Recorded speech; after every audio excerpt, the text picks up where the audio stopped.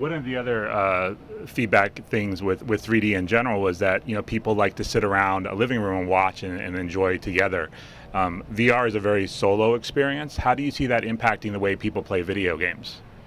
Well, VR, you think it's solo because you're inside of this headset, but actually we changed the design of ours so you can look outside of the headset very easily now, so that's one thing we do care about. But also we're really looking into how you can have VR be more social.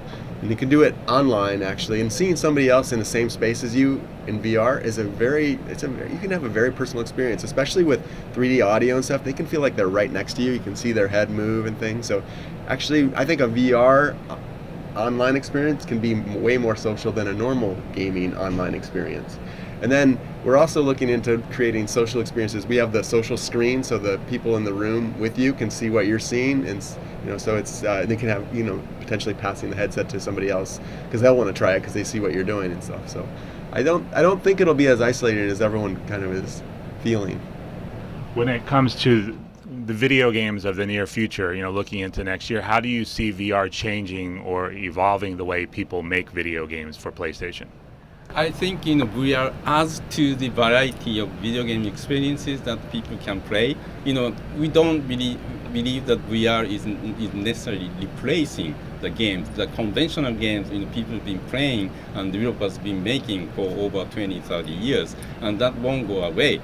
But having VR will give another way to entertain people by game developers. So you'll see even more variety of gaming experience by adding the VR option for developers to create. One of the things with video games, and I haven't tried the new Valve one yet, is that a lot of people don't like that you can't see your hands necessarily, and you're playing with a traditional controller. What are your thoughts on that, and how much in the future is that to be able to have that kind of experience where you at least see your hands? Well, we have a couple different answers for that one. We have the PlayStation Move, which we've used in the past to show hands, and we have a new demo, the Heist, that shows your hands in VR. And also, we have a talk later today by one of our developers that you can actually render the controller like the DualShock 4, and that also is tracked. And just seeing the controller in VR there also gives a little bit of that same feeling where it grounds you and connects you to the VR and real world together. So you can even have the buttons press when you press them and the sticks move when you move them in VR. It's kind of neat. One of the things when I talk to everyone in VR, they're saying, this is like the Palm Pilot compared to the iPad, and we're just entering this space. How do you see VR, growing, and if you look like 5 years ahead? Well, with all respect to Palm, I think what we have here and when we are launching, we are closer to what iPad was in terms of experience. Yeah, it's just we believe a lot. The VR, we're focused on games are our passion, and we think it's a great thing. But actually, VR is going to cut across a lot of other markets as well, and I think games are leading the charge. But I think you'll see it permeate through all sorts of benefits for other industries.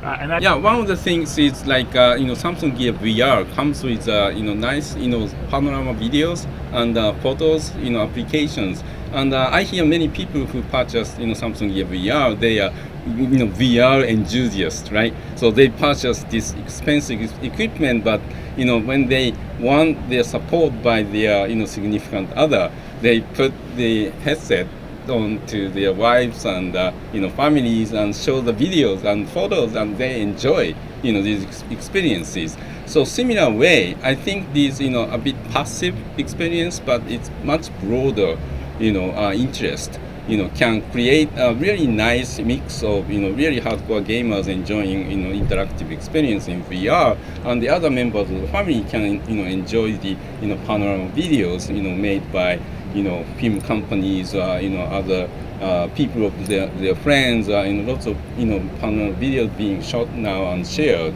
And so I think it's important for us to be able to cater to different kinds of needs that makes VR more acceptable to all members of the families. Yeah, almost everybody has some kind of place they'd like to visit or some kind of extreme sport they'd like to experience that they can't do, and VR gives you that ability to, and I think that cuts through many kind of media things that have been generated, books and movies and sports. Getting to experience that yourself in a first-person kind of way in VR, I think that will appeal to almost everybody.